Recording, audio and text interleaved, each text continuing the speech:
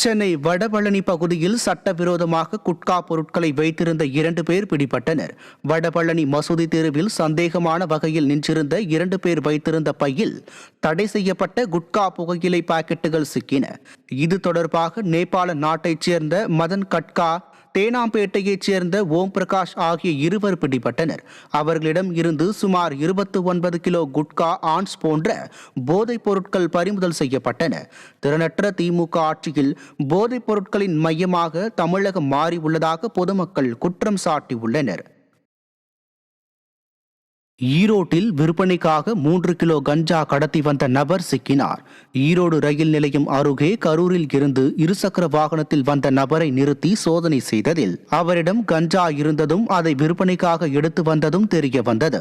இதையடுத்து விற்பனைக்காக வைத்திருந்த கஞ்சாவை கரூரை சேர்ந்த மதன்குமார் பிடிபட்ட நிலையில் அவரிடம் இருந்து 3 கிலோ கஞ்சா சிக்கியது.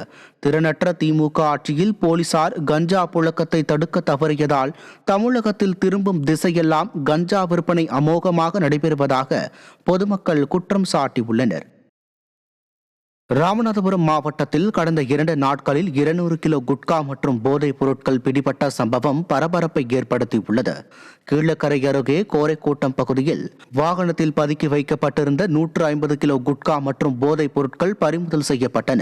இதேபோல் எஸ்பி பட்டினம் பகுதியில் குட்கா மற்றும் புகையிலை பொருட்களை விற்பனை செய்த 3 பேரிடம் இருந்து சுமார் 50 கிலோ குட்கா மற்றும் புகையிலை பொருட்கள் கைப்பற்றப்பட்டன. இந்த 2 சம்பவங்களில் தொடர்புடைய 5 பேரும் பிடிபட்டனர்.